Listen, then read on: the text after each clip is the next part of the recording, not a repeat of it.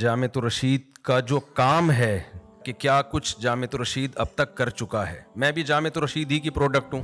جامعۃ الرشید نے جو 20 سال میں کام کیے ہیں، میرا تعلق تو 30 سال سے ہے، لیکن یہ جو جامعہ کا ویژن بنا ہے یہ 20 سال پہلے بنا ہے، کیونکہ 10 سال جامعۃ الرشید نے تجربوں میں لگائے ہیں کہ اس کے لیے ہمیں لانگ ٹرم پالیسیاں بنانی پڑیں گی. جب بھی آپ کوئی پائیدار انقلاب کسی بھی کنٹری میں لانا چاہتے ہیں تو یہ 4-5 دن کی بات نہیں ہے. یہودیوں نے 50 سال پہلے وہ پلان بنایا جو آج جامعۃ الرشید بنا رہا ہے.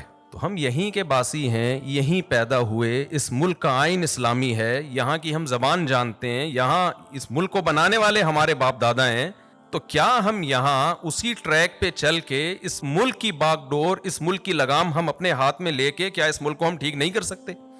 یہ بیچ میں بیٹھا ہوا ہوں، یہ دائیں بائیں ان میں بہت سارے میرے شاگرد ہیں، جامعۃ الرشید میں مجھ سے پڑھ کے نیوی میں کمیشن آفیسر بھرتی ہوئے ہیں.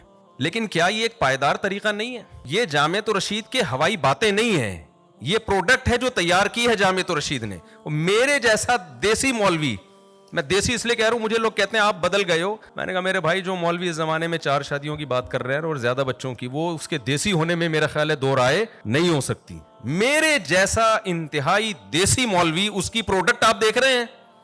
یہ میری برکت نہیں ہے، یہ میرا کمال نہیں ہے، یہ اس ادارے کا کمال ہے جس کو جامعۃ الرشید کہا جاتا ہے. یہ صرف فوج میں نہیں، ہر ادارے میں جامعۃ الرشید نے اپنے افراد 20 سال کے عرصے میں بھیجے ہیں.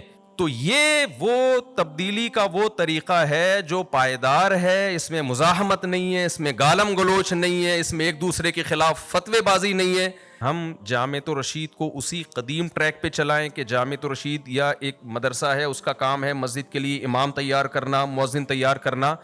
کیا اس طرح سے ہم ملک کو اسلامائزیشن کی طرف لے جا سکتے ہیں؟